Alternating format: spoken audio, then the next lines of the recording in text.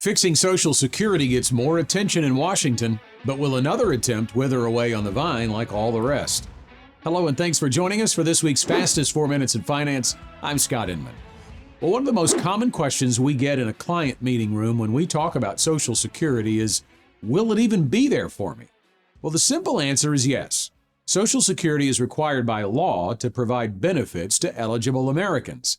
The unknown part of Social Security's future is really what will be different about it. The system requires some change to be able to continue to provide those benefits. Lawmakers bring ideas to the table every year, and the latest is a bill called the You Earned It, You Keep It Act. Democratic Representative Angie Craig of Minnesota introduced the legislation that would eliminate federal taxes on Social Security. Now, it may be a surprise to find out that, yes, your Social Security benefits will likely be partially taxed. It wasn't always that way. From the 1930s to 1984, Social Security benefits were excluded from federal income tax. That changed with the passage of a new law in 1983. So it's not a radical idea to eliminate federal taxation of Social Security benefits, and it would obviously help seniors keep more of their retirement income.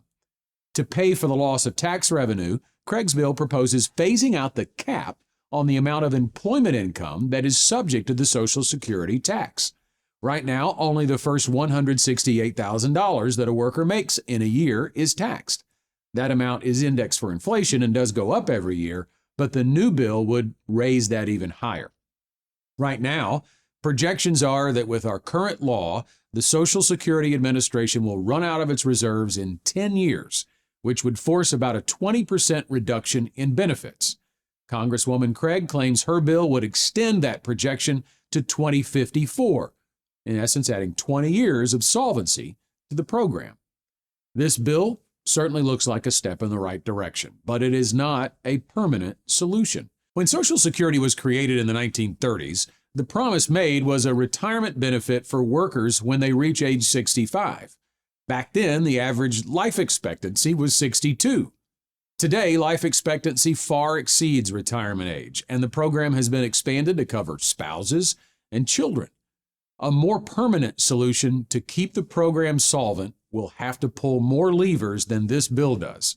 Options on the table are to raise the Social Security tax percentage, raise the retirement age for eligibility, and/or add a means test to eligibility, meaning higher net worth individuals may not receive a full benefit or a benefit at all. Bottom line, though, Social Security will be there in some form, and lawmakers will likely make the changes necessary to keep it running at full strength eventually. For us individually, we must control what we can control. Social Security is a huge foundational income source and is vital to be included in your plan for retirement, but it should never be counted on to be all of your retirement income.